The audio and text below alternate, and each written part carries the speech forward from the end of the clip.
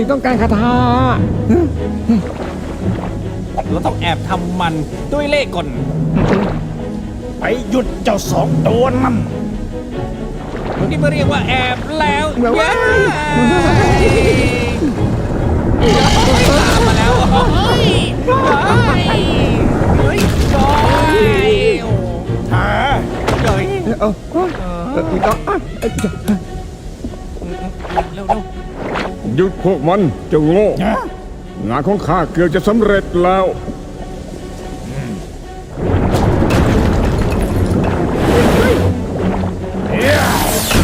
จอย อะไรนะ ไม่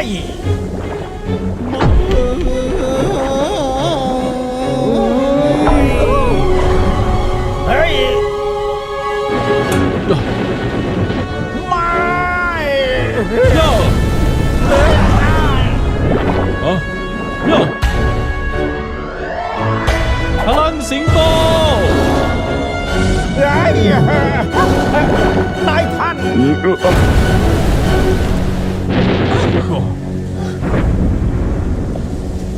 เจ้าต้องชดใช้พี่สิงห์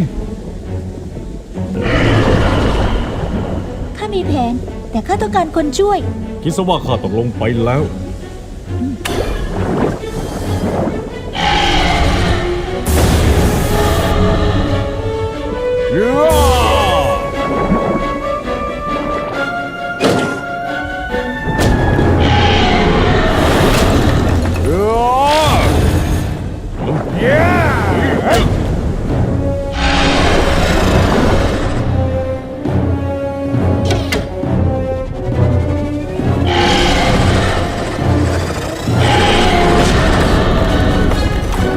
ได้โปรด ได้โปรด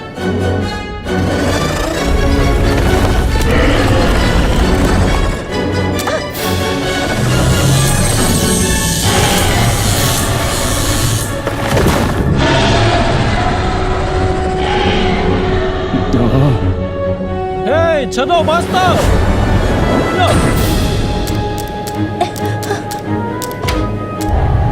ระบบทำลายตัวเองเริ่มทำงาน10 9 8 7 6 5 4 3 2 1 0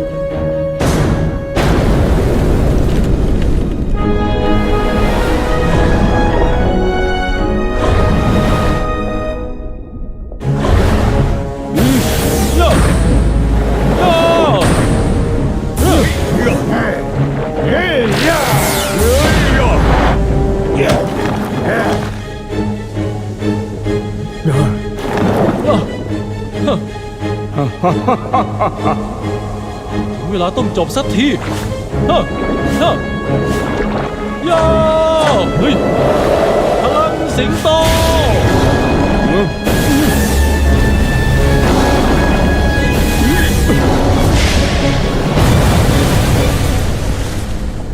นายท่าน ไม่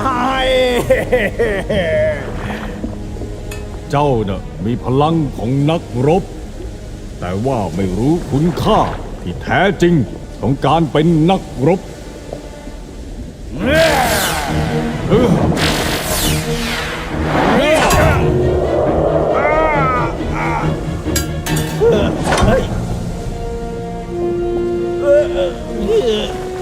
ฮะ ไม่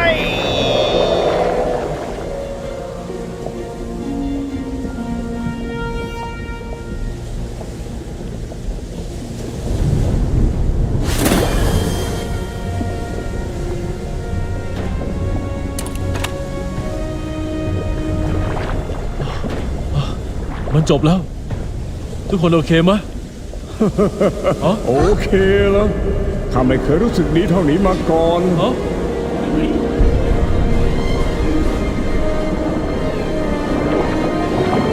ฮะ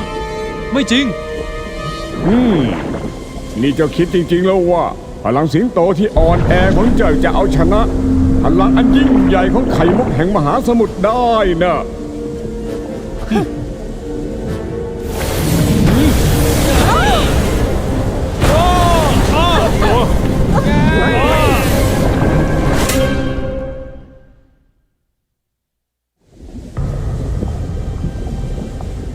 ราชาที่ยิ่งใหญ่ พี่สิงห์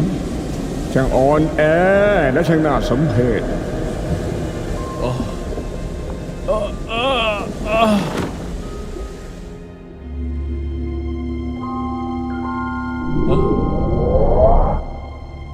นุ่มดาบดุม เมกัส บดุมเฮ้ยดีใจที่แวะมานะ ใจเย็น การต่อสู้นี้ยิ่งใหญ่เกินกว่าเจ้าจะต่อต้านไหวเพียงคนเดียว ทีมของข้าร่วมกับข้า ไม่ มันเหมือนกับที่ท่านลุงเฟลิกซ์กล่าวไว้ ไม่มีอะไรมาก เพียงเป็นหนึ่งเดียวกัน เดี๋ยวนะ ใช่แล้ว ถ้าไม่ได้หมายถึงพวกเรา ถ้าหมายถึงทั้งโลกชัยชนะสามารถเกิดขึ้นได้ ถ้าพื้นดินและพื้นน้ำเป็นหนึ่งเดียวกัน ขอบคุณมากสายข้า ต้องขอบคุณท่านลุงเฟลิกซ์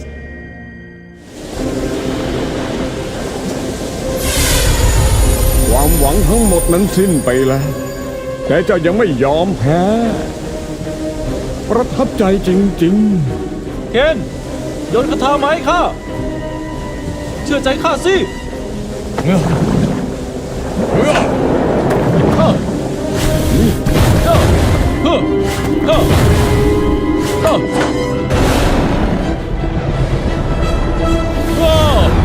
น่าอะไร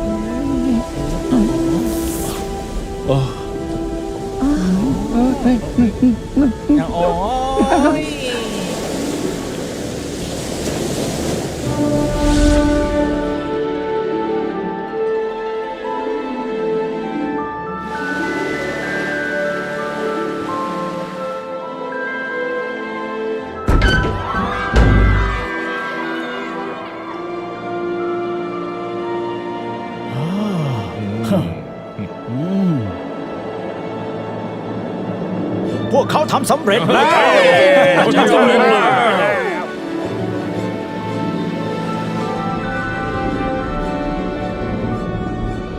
เจ้านำความสงบสุขมาให้แก่เราพี่สิงห์ จะเกิดอะไรขึ้นกับเรมรา เขาจะเป็นแขกของเรา ไม่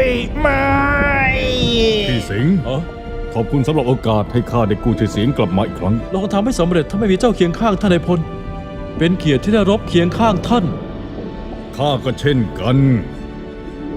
เจ้าและเพื่อนของเจ้าเป็นนักรบที่กล้าหาญที่สุดเท่าที่ข้าเคยร่วมรบด้วย ข้าด้วยเหรอ ใช่ เจ้าด้วย เพื่อนของข้า ลาก่อนเพื่อนข้า อุปสรรคต่างๆทำให้เราพบกับข้อยุติอย่างสันติ